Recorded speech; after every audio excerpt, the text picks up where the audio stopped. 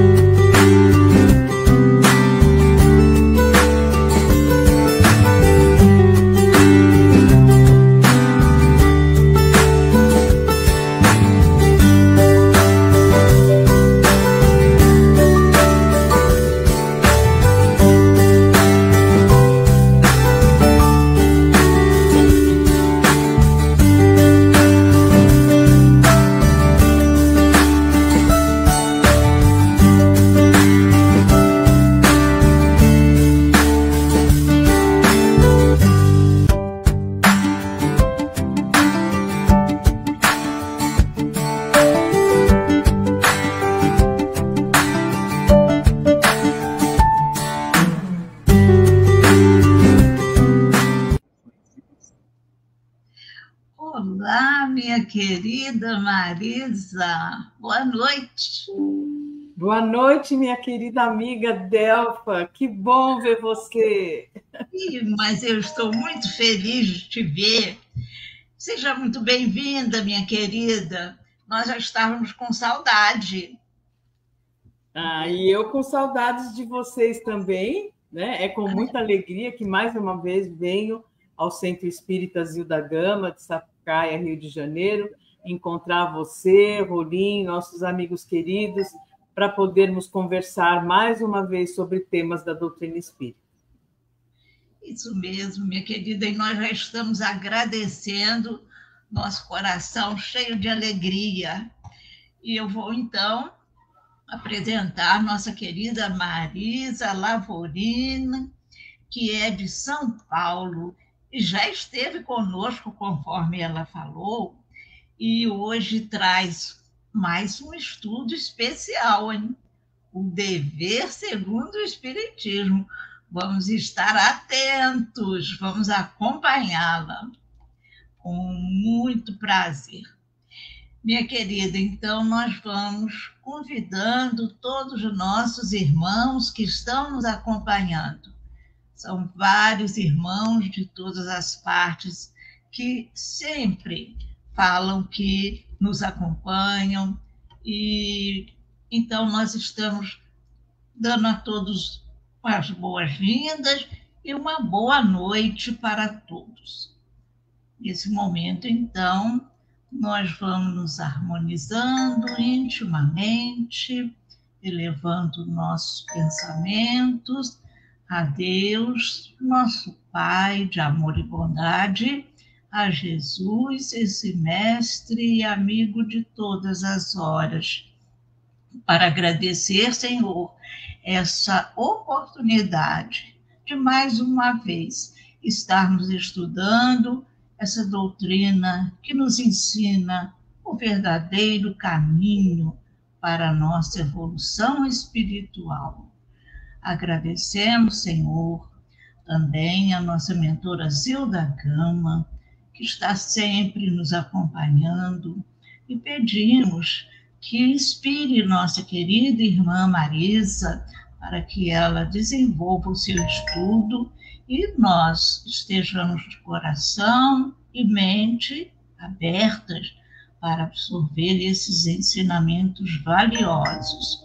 Agradecemos, Senhor, e pedimos por todos aqueles que ainda estão sofrendo muitas dores, mas que confiem na misericórdia do Mestre Jesus e de Deus, nosso Pai. E que assim seja, graças a Deus. Minha querida, então, a palavra é toda sua, tá bom? Muito obrigada, que assim seja. Delfa, eu precisaria que alguém subisse a tela, que eu já estou assim. Isso, exatamente. Ótimo, muito bem, muito obrigada. Dando boa noite a todos vocês que estão no Facebook, né? Muito obrigado por estarem conosco. e que o estudo de hoje possa ser um estudo realmente muito gratificante. Nós estamos falando sobre o dever. E aí nós temos necessariamente, né, olha só que interessante, nós vamos buscar em Sócrates, né, lá na Revista Espírita de 1861, uma referência sobre o dever, que diz assim: é preciso ajudar os fracos e os que desejam fazer o bem, embora, sabendo antecipadamente que não seremos recompensados por aqueles a quem o fazemos, porque aquele que se recusa a vos ser grato pela assistência que lhes deste, nem sempre é tão ingrato quanto o imaginais. Vejam, muitas vezes, né, nós agimos no bem, mas, no entanto, nós ficamos esperando o quê? O agradecimento, né? Então, ele diz aqui, aquele que se recusa a vos ser grato pela assistência que lhe destes, nem sempre é tão ingrato quanto imaginais. Muitas vezes age segundo o ponto de vista determinado por Deus, embora os seus pontos de vista não sejam e muitas vezes não possam ser apreciados por vós. Então vejam, porque Deus nos ensina que nós devemos agir no bem sem esperar absolutamente nada em troca, né? É isso que nós temos sempre que ter em mente. Então, nós não devemos nunca estar preocupados, né, com o agradecimento, com a gratidão. Que vos baste saber que é necessário fazer o bem por dever e por amor a Deus, pois disse Jesus, aquele que não faz o bem senão por interesse, já recebeu sua recompensa. Ou seja, o bem deve ser feito desinteressadamente, agir no bem pelo bem. Platão já dizia isso, pelo bem em si, nós devemos agir pelo bem em si, e não esperar agradecimento, e não esperar o que quer que seja, né, que a pessoa que recebeu este bem esteja agradecendo. E aí ele diz, sabei que se aquele a quem prestais serviço esquece o benefício, Deus vos levará mais em conta do que se já tivesseis sido recompensado pela gratidão do vosso favorecido. Olha só, né? Que interessante. Nós precisamos entender isso, né? Sabei que se aquele a quem prestais serviço esquece o benefício, Deus vos levará mais em conta do que se já tivesse sido recompensado pela gratidão do vosso favorecido. Sócrates, Allan Kardec, Revista Espírita, março de 1861. E aí nós vamos pensar o princípio do dever. Né? O que é o princípio do dever? E aí nós vamos buscar lá no espiritualismo racional, que foi uma escola de ciências filosóficas que surgiu na França no século XIX, onde o espiritualismo racional tinha como disciplina, entre outras, as ciências filosóficas. E isto era simplesmente essa disciplina ela era desenvolvida nos liceus, nas escolas, né, de nível médio, que para nós seria o ensino fundamental, e também nas universidades, né, principalmente na Sorbonne. Então, vejam, este espiritualismo racional ia o quê? Formando valores morais. E veio numa época muito importante para a França, porque foi na época em que o dogmatismo religioso estava caindo por terra e o materialismo também. Então, a reação dos jovens franceses na época foi uma reação muito positiva, porque eles viram um novo sentido para a vida pelo espiritualismo racional. Então, ele diz, sendo distinto do prazer e da utilidade, o bem moral não pode, a lei da atividade humana, ser procurada nem na paixão, que tem por objeto o prazer, nem no interesse bem entendido, que tem por objeto o útil, nem finalmente o sentimento. Olhem que conceito importante que nós temos aqui. O bem moral Não pode a lei da atividade humana ser procurada nem na paixão, que tem por objetivo o prazer, nem no interesse bem entendido, que tem por objeto o útil, nem finalmente no sentimento. Essa lei existe em outro princípio de ação, que chama-se o dever. Então, este é o princípio do dever. O dever, nós vamos ver ao longo desta explanação, que ele não constrange a nossa vontade. Nós tínhamos no senso comum a definição de que o dever era aquela obrigação, mas aquela obrigação que a gente fazia contra a vontade. A gente às vezes dizia assim, mas eu tenho que ir lá. Não, é minha obrigação. Não é nesse sentido. Quando nós entendemos o dever do ponto de vista do espiritualismo racional e da doutrina espírita, é o dever moral, é o nosso dever moral, é o que é justo, é o que é correto, é o que é verdadeiro. Então, nós não vamos buscar esta definição do dever nem como objeto de prazer, nem de interesse, nem de utilidade, né? A moral utilitarista, eu vou fazer isto porque me interessa e porque eu vou ganhar algo em troca. Não. O dever moral é aquele que em nós desperta um sentimento moral de contentamento. Eu estou agindo dentro do que é certo, do que é correto moralmente. Então, é importante que nós tenhamos isso claro para nós. Qual é a natureza e a definição do dever? E aí, por que nós estamos falando do espiritualismo racional? Porque, segundo Kardec, o espiritismo foi um desenvolvimento do espiritualismo racional. Nós podemos dizer, sim, que o espiritualismo racional foi um precursor do espiritismo. Por quê? Lembrando sempre que a doutrina espírita é uma ciência filosófica de consequências morais. E o espiritualismo racional veio nos trazer muito esses valores morais. Só que o que acontece? O espiritualismo racional estudava somente o ponto de vista até o ponto em que ele concluía que nós somos uma alma encarnada.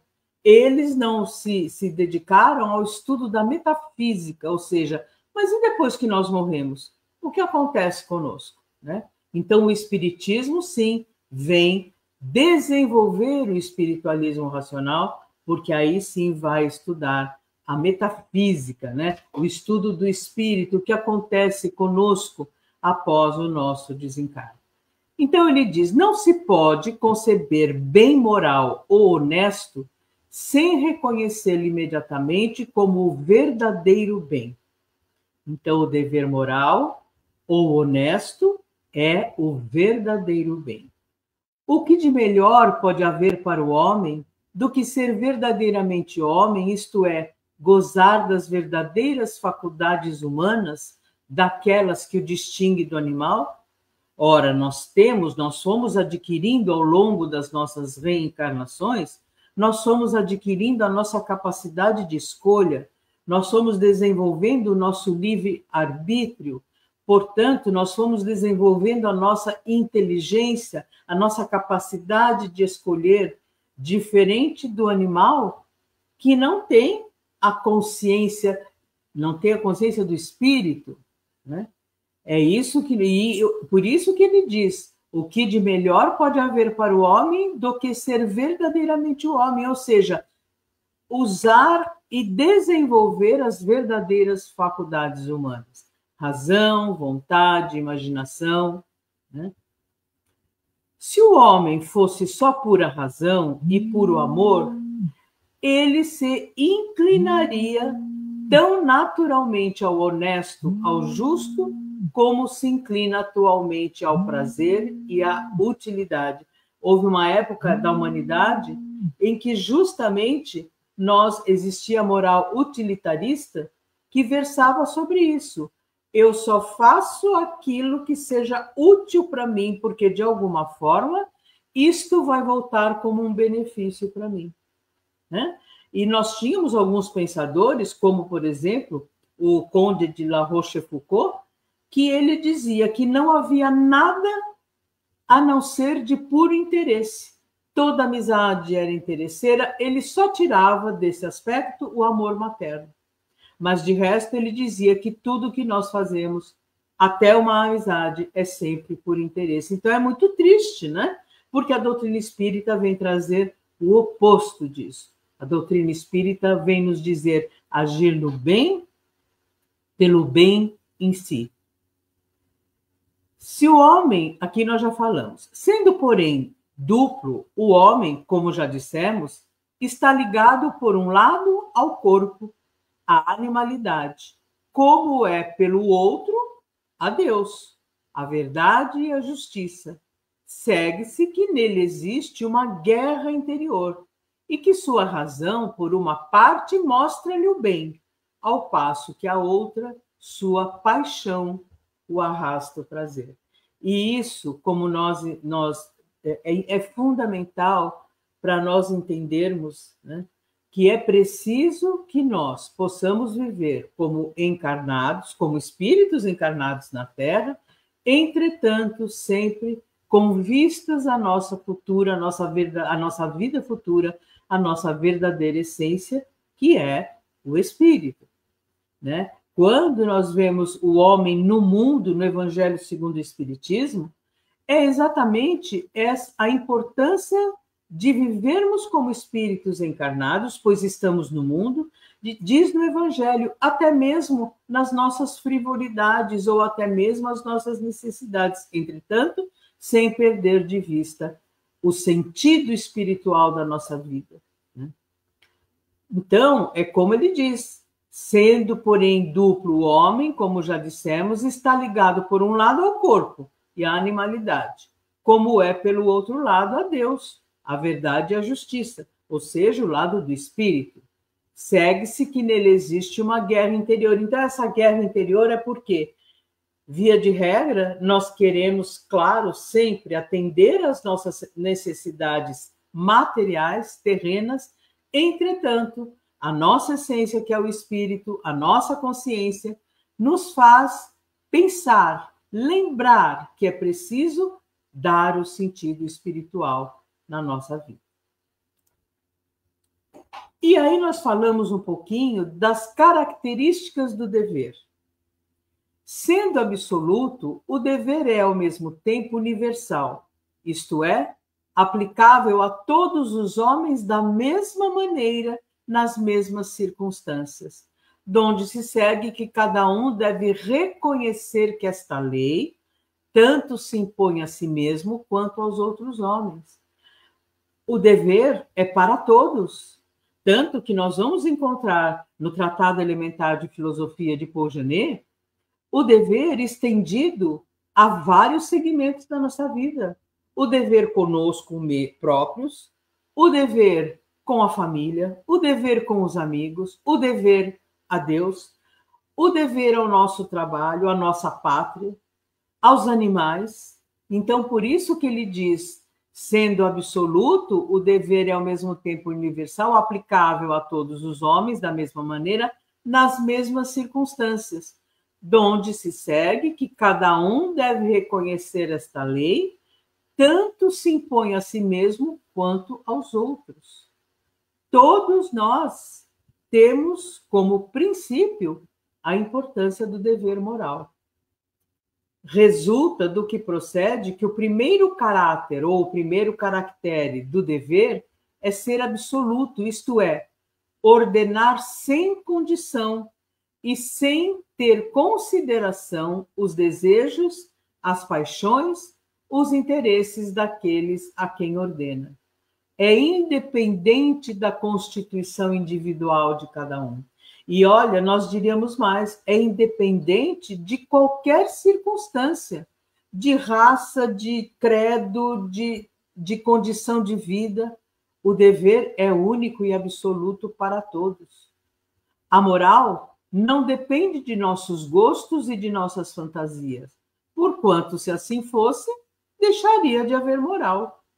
Por quê? Porque cada um de nós, às vezes, se sente no direito de fazer o que quer, o que gosta, sem, muitas vezes, respeitar o limite da liberdade do próximo.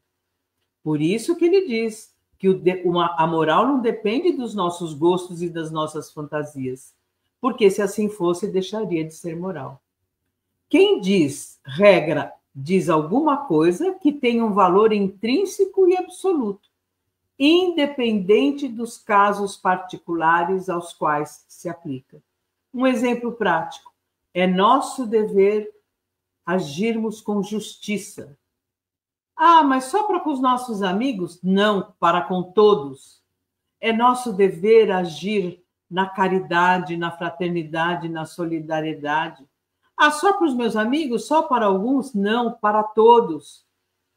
Por isso que ele diz, é um valor intrínseco e absoluto, independente de casos particulares.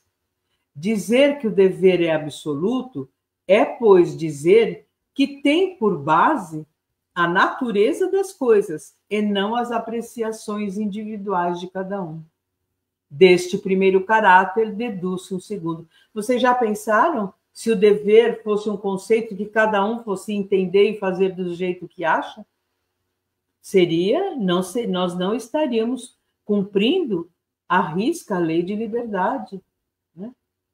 Aonde começa a minha liberdade termina, o meu direito termina, onde começa o do outro. Por que eu não posso ouvir música alta depois das 10 horas da noite? Por que eu não posso fazer um barulho ensurdecedor? Porque o outro tem o direito. Eu posso, sim, fazer barulho, ouvir música, dar festa, mas o meu vizinho tem o direito de descansar à noite. Né? Então, este é um exemplo. Ou seja, não é porque eu gosto de música que eu vou ouvir música em alto volume depois das 10 da noite. Porque eu tenho do meu lado o meu vizinho que precisa descansar, assim como eu. Né? Então, como é importante nós entendermos este conceito do dever. Ainda sob o ponto de vista do espiritualismo racional, esta lei que nos conduz ao bem e que apenas seria uma lei de liberdade e de amor, se o homem for a todo espírito, esta lei toma forma em que se impõe as paixões de um constrangimento, de uma ordem, de uma necessidade. Nós não podemos fazer tudo o que queremos a nosso bel prazer. Então, muitas vezes, para nós é constrangimento? Pode ser, mas é de uma ordem e de uma necessidade.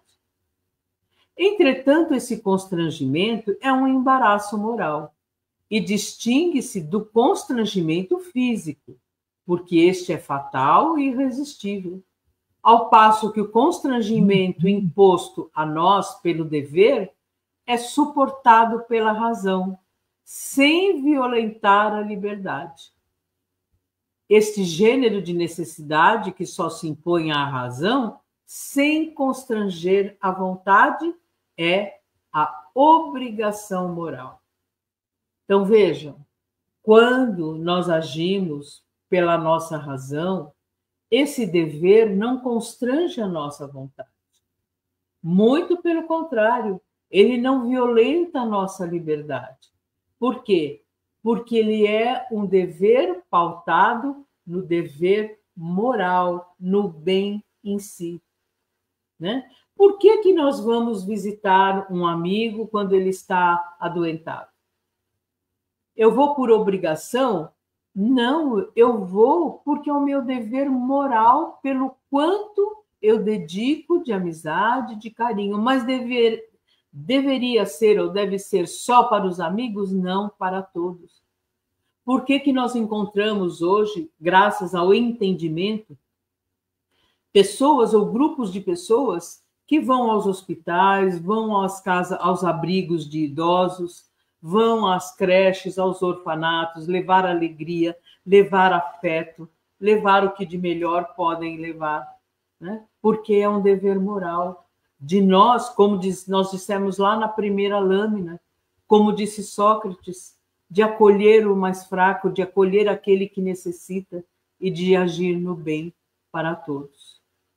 Dizer que o bem é obrigatório é, pois, dizer que nos consideramos como obrigados a cumpri-lo sem que sejamos a isso forçados. Olha que bonito. E por que é que quantas vezes, quando nós agimos no bem, nós depois sentimos um sentimento de contentamento interior? Lá no Livro dos Espíritos tem uma pergunta em que Kardec faz aos espíritos se é lícito nós nos contentarmos, nos alegrarmos em fazer o bem. E os espíritos respondem: é lícito, sim, sem que seja, desde que não seja por vaidade.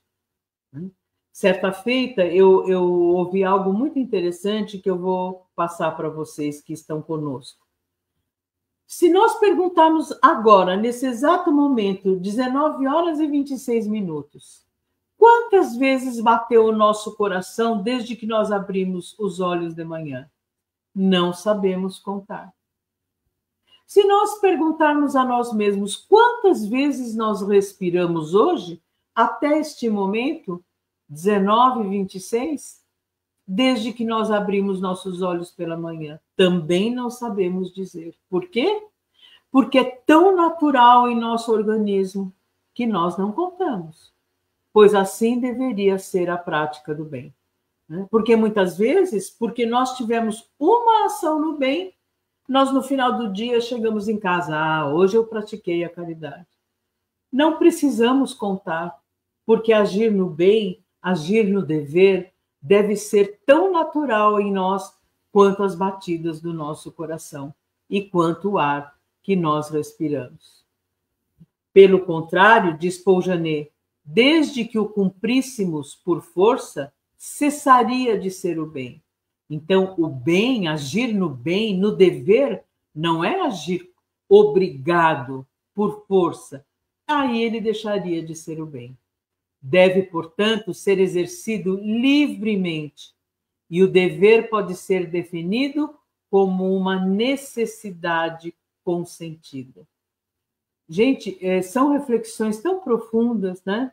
Nós dificilmente paramos para refletir sobre a importância de nós agirmos no bem espontaneamente, naturalmente, principalmente agora, esta época que é chegado o Natal. Claro, nós vemos milhares de pessoas se mobilizando, né, para acolher os mais fracos, os mais frágeis, mas não deveria ser só nessa época, e sim o ano todo, né? Porque é importante, claro, as pessoas não deixam de receber algo que elas necessitam, mas deveria ser o ano todo, né? E tomara nem disso elas precisassem. Esse seria o ideal da fraternidade aplicada, né? E da solidariedade. A lei do dever não somente é obrigatória por si mesma, ela o é ainda porque deriva de Deus, que quis em sua justiça e em sua bondade que fôssemos a ela submetidos. Submetidos não no sentido de nos constranger, mas fazer parte da nossa vida. A lei do dever vem de Deus. Por quê? Porque Deus é o bem, Deus é o amor absoluto. Quando nós temos os atributos de Deus como referência para a nossa vida, nós entendemos o porquê do dever, o porquê da fraternidade, o porquê da solidariedade, o porquê do amor ao próximo, o porquê da lei de justiça, amor e caridade, que é o que? Benevolência para com todos, indulgência com as imperfeições alheias e o perdão das ofensas. Porque Deus é tudo isso. E se nós fomos criados à sua semelhança, é assim que nós devemos agir, pelo bem em si, e porque somos a expressão, quando queremos, a expressão de Deus em nós.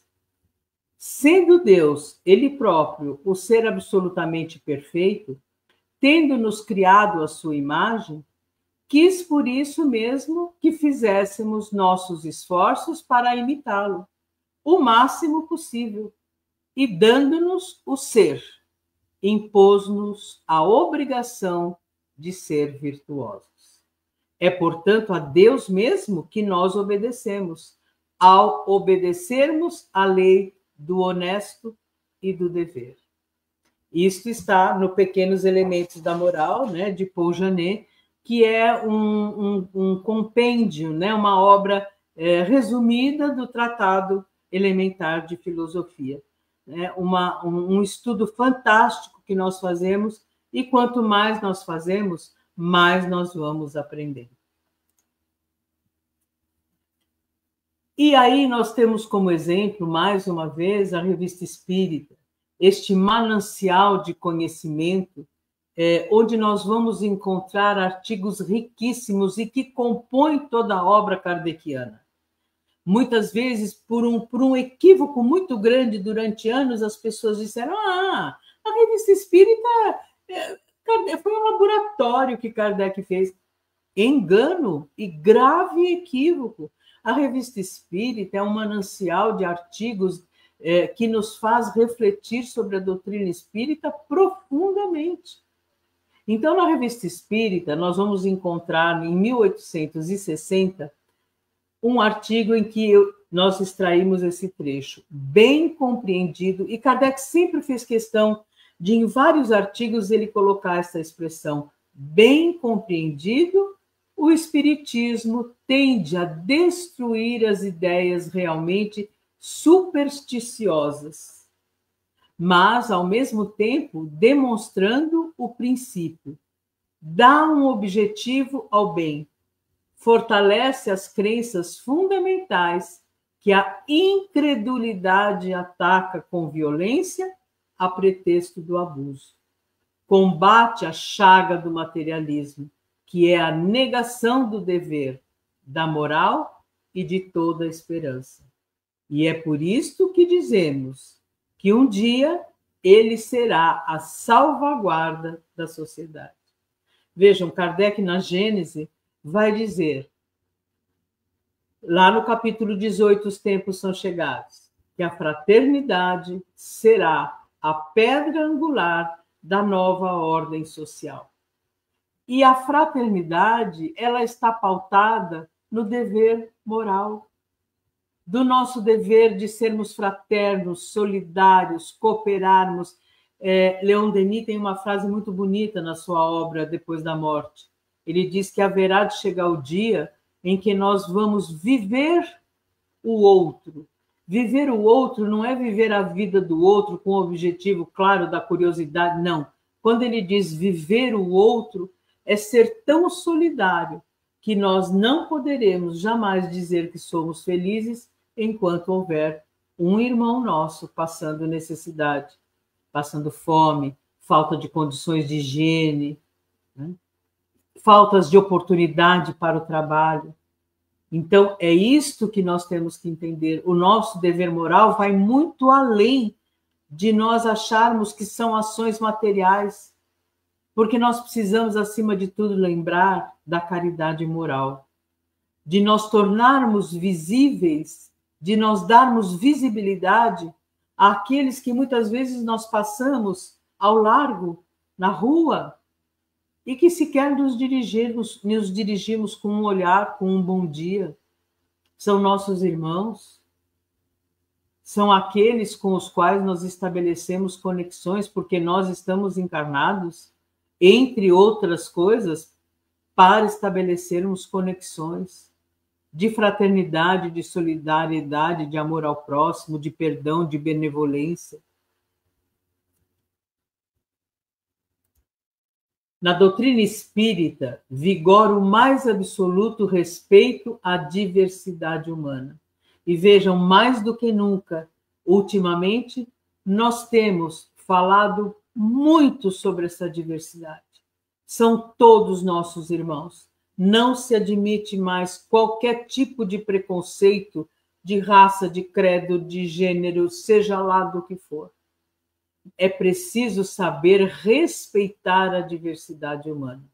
E ele continua, cabendo ao espírita o dever de cooperar para o progresso da humanidade, exercendo a caridade no seu sentido mais abrangente, benevolência para com todos, indulgência para com as imperfeições dos outros e perdão das ofensas, tal como entendia Jesus, nosso guia e modelo, sem preconceito de nenhuma espécie, de cor, etnia, sexo, crença ou condição econômica, social e moral.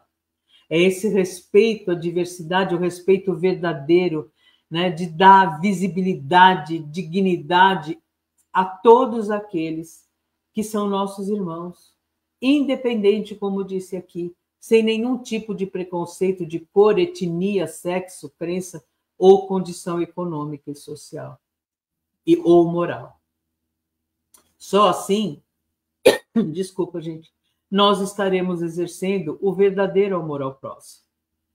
Jesus dizia: amai-vos uns aos outros como eu vos amei. Como é que Jesus amou a todos os seus filhos? Jesus almoçava e Jesus estava sempre com os fariseus, com os publicanos, com as prostitutas, fazendo suas orientações, suas reflexões, mas jamais rejeitou qualquer um que fosse, que chegasse até ele. Então, Jesus, sendo nosso guia e modelo, quando Kardec pergunta aos espíritos qual o maior guia e modelo moral para a humanidade terrestre, o que os espíritos respondem? Vide Jesus. E ele foi o exemplo vivo e a expressão de todas as máximas, né? Da caridade, do amor ao próximo, da fraternidade, da solidariedade, do amar aos vossos inimigos, do reconciliar-vos com os vossos adversários enquanto estáis a caminho. É assim que nós devemos entender, né? Porque quando nós abraçamos a doutrina espírita, das duas uma, ou nós acreditamos e agimos de acordo com o que os espíritos nos trazem, ou vamos procurar outra crença, outra doutrina que atenda às nossas necessidades. O que não pode se admitir é um verdadeiro espírita não praticar a verdadeira caridade, que é a caridade desinteressada. Não basta não fazer o mal, é preciso também fazer o bem. Se apenas sois um homem de bem, não tereis cumprido senão a metade do vosso dever. Sois um átomo imperceptível desta grande máquina que se chama mundo, onde nada deve ser inútil.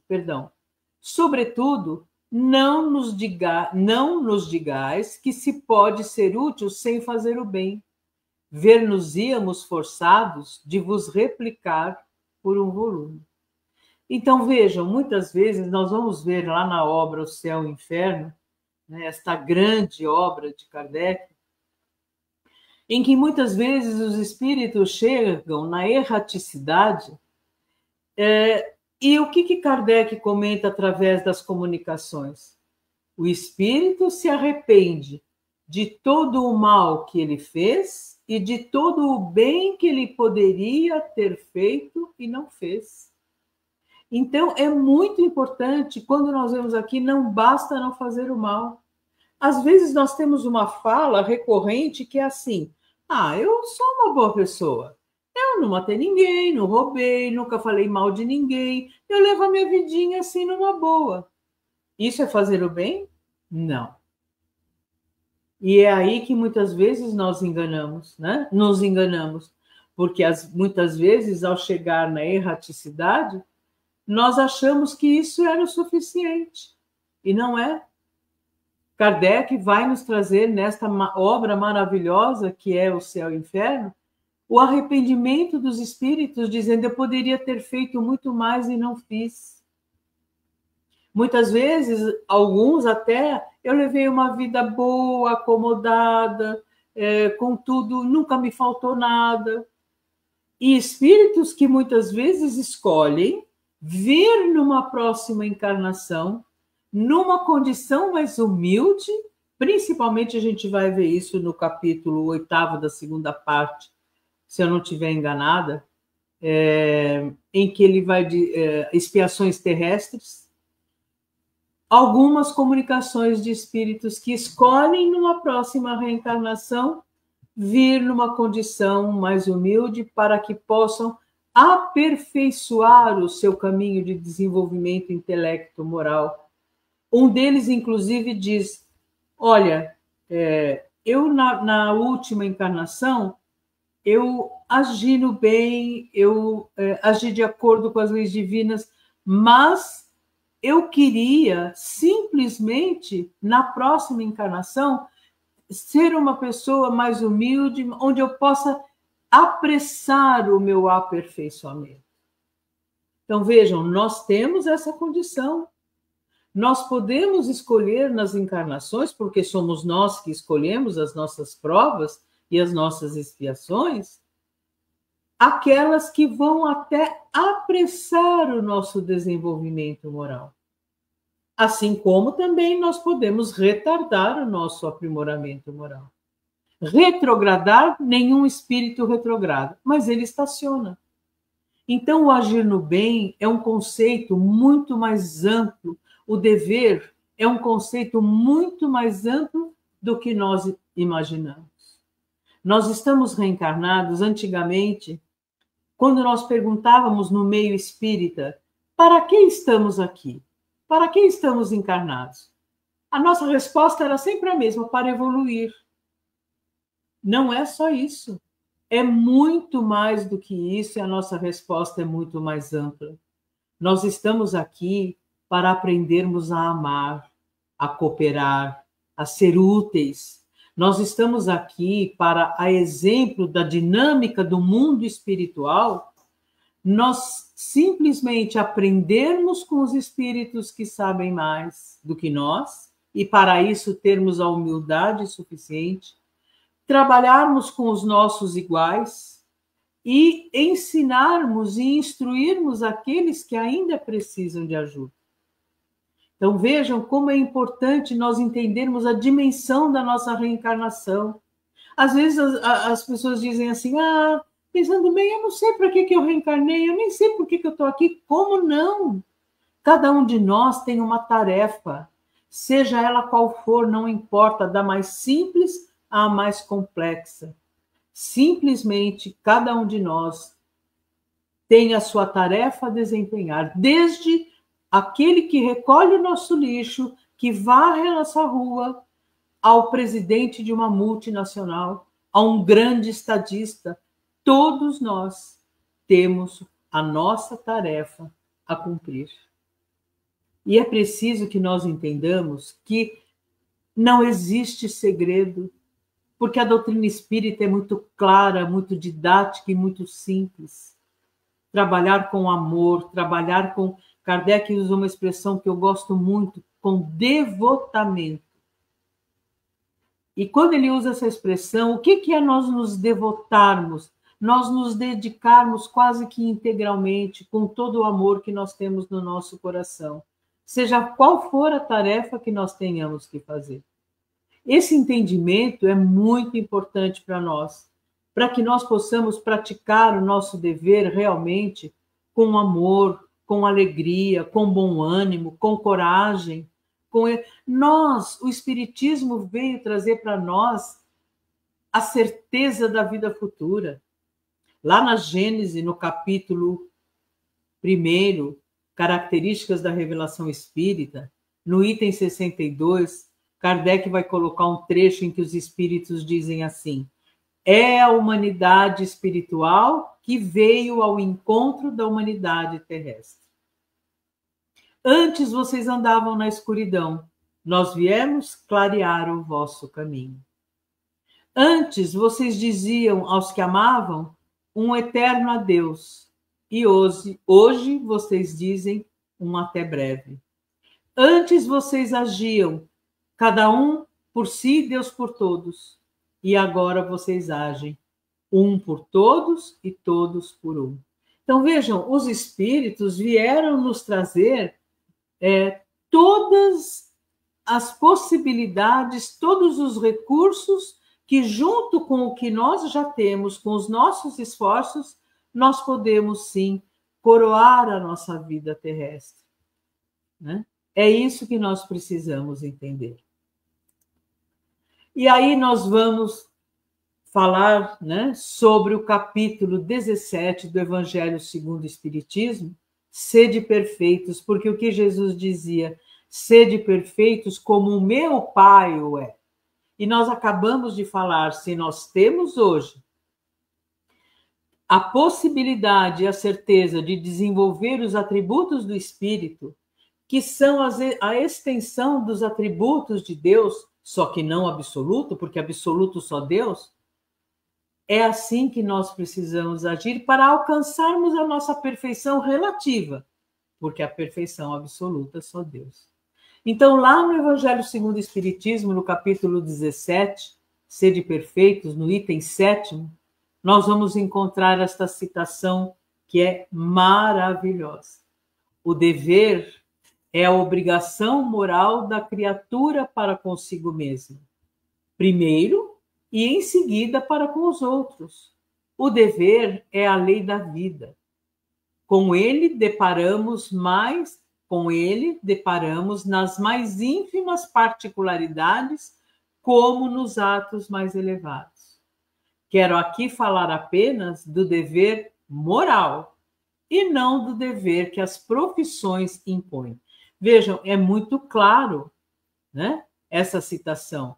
Se eu sou um barbeiro, se eu sou uma cozinheira, se eu sou uma psicóloga, se eu sou um enfermeiro, eu sei quais são as minhas obrigações da profissão.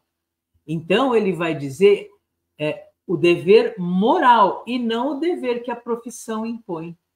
E nós sabemos, cada um de nós, na sua profissão, qual é esse dever moral. E esse dever moral nós poderíamos resumir em agir sempre da melhor forma possível, sempre com o pensamento no outro, a dor que o outro está sentindo.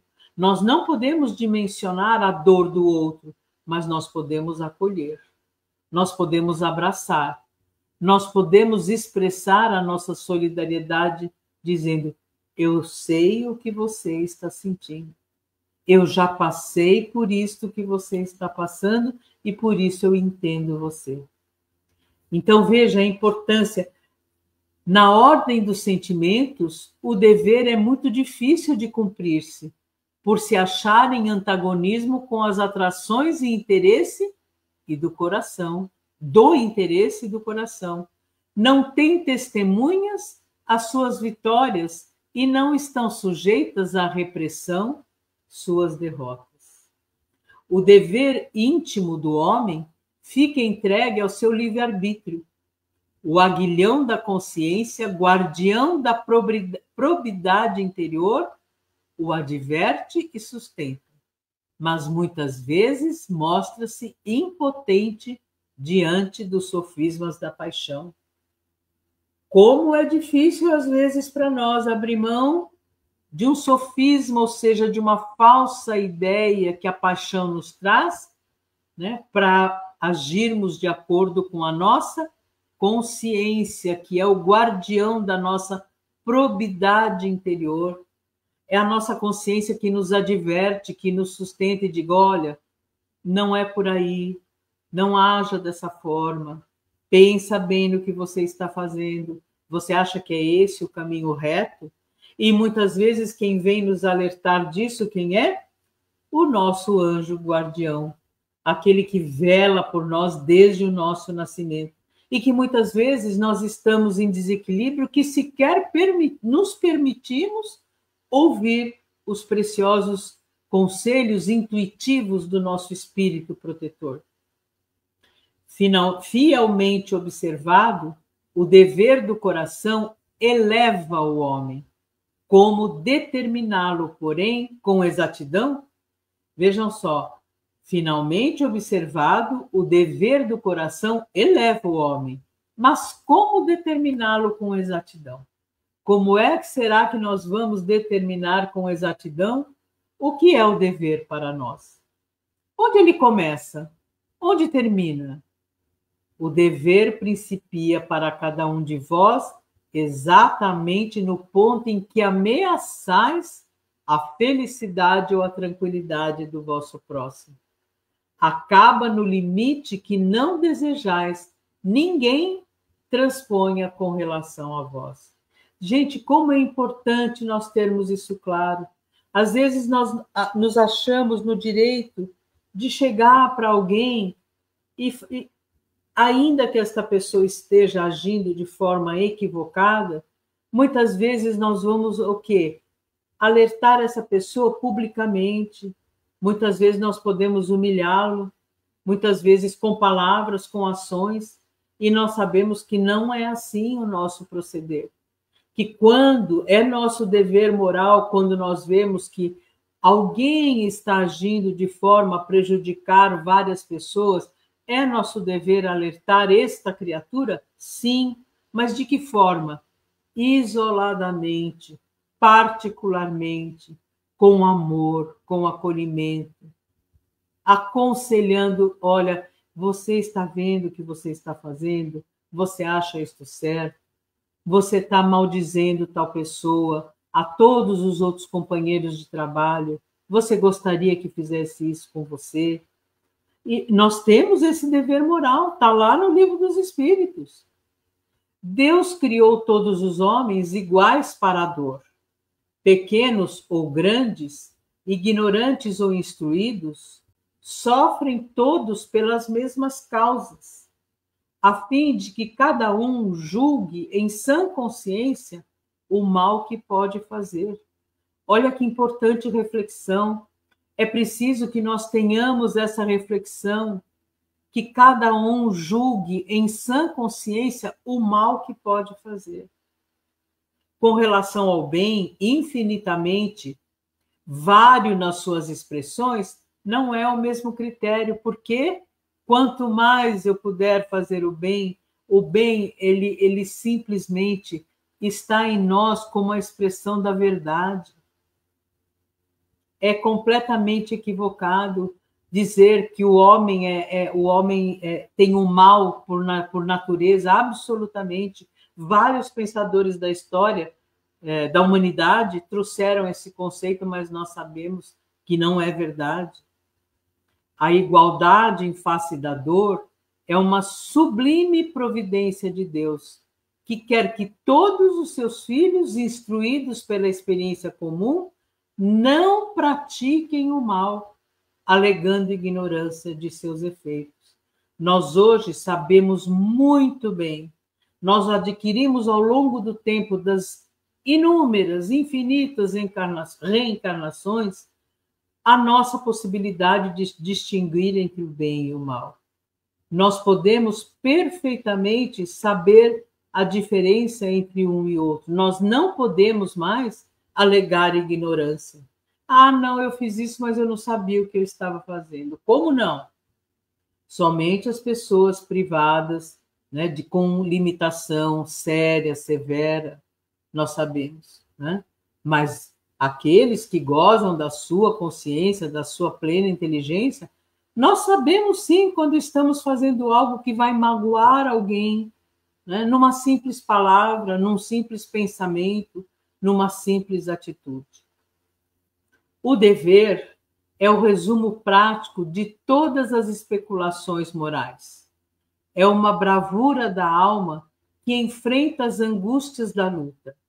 É austero e brando, pronto a dobrar-se às mais diversas complicações, conserva-se inflexível diante das suas tentações.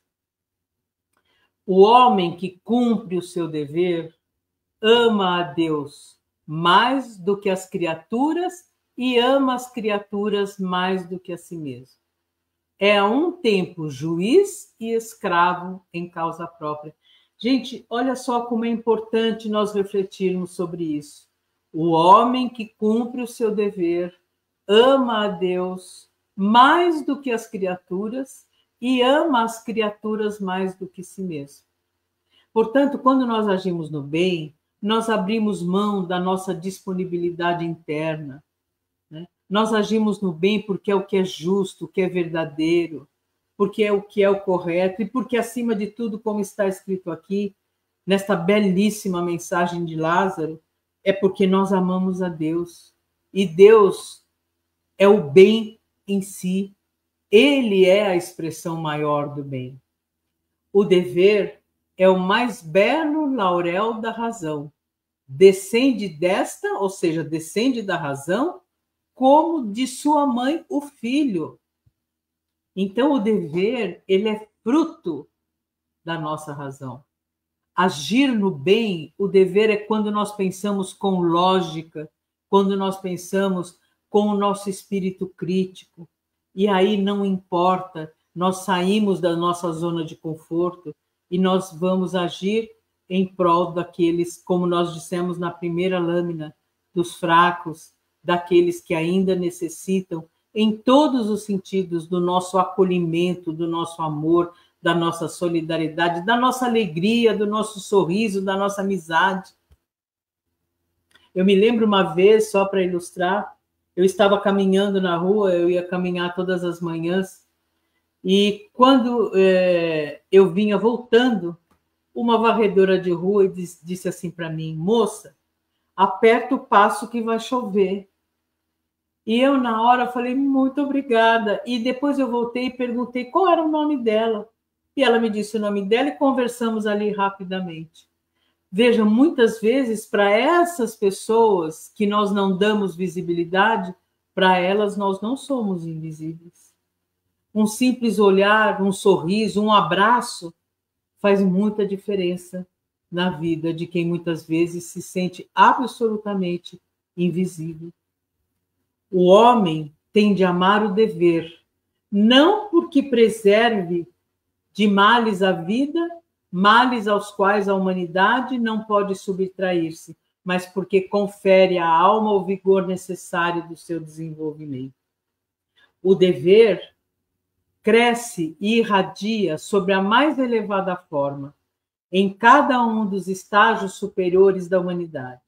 Jamais cessa a obrigação moral da criatura para com Deus.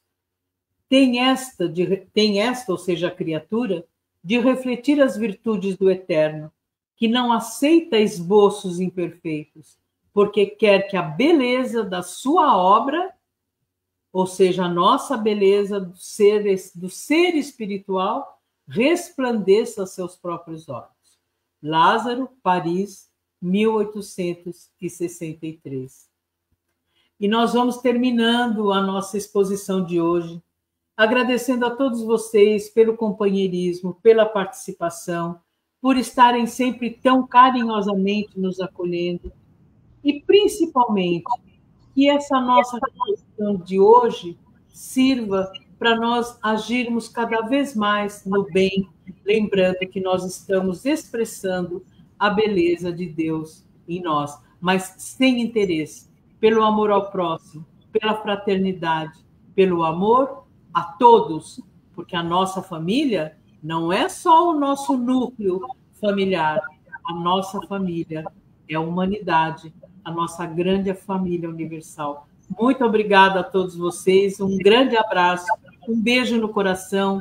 Vou aproveitando para desejar a todos vocês um Feliz Natal, com muita saúde, muita alegria, muito amor ao próximo, muito abraço, principalmente aqueles que muitas vezes fazem muitos anos que sequer receberam o último abraço. Muito obrigada do fundo do meu coração. Gratidão, Delfa, gratidão, Rolim, e a todos vocês que estiveram conosco.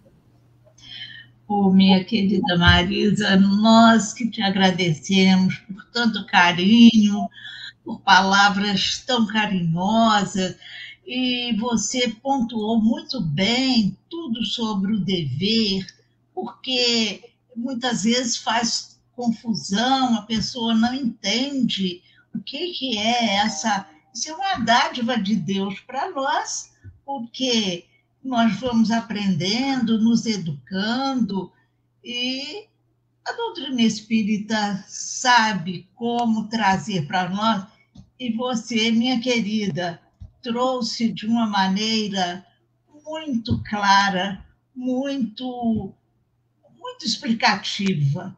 Então, nós só temos que agradecer. Ficamos realmente satisfeitos e vamos realmente refletir sobre esses pontos que você deixou bem claro para nós, tá bom, meu amor? E que você também, minha querida, e toda a família tenha Feliz Natal, com muitos abraços, muitas alegrias. É o nosso desejo.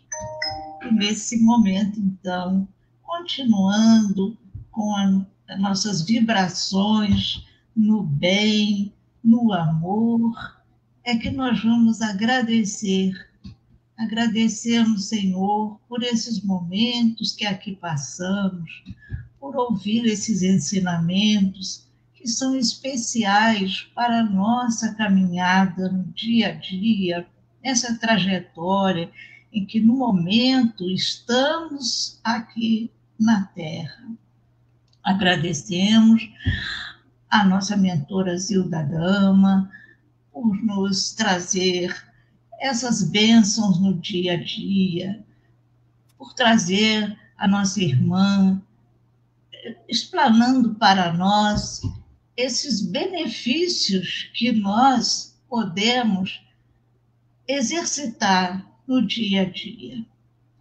E assim, Senhor, pedimos nesse momento por todos aqueles que ainda não conhecem essa valorização do dever, do amor ao próximo, para que eles também despertem para esse caminho.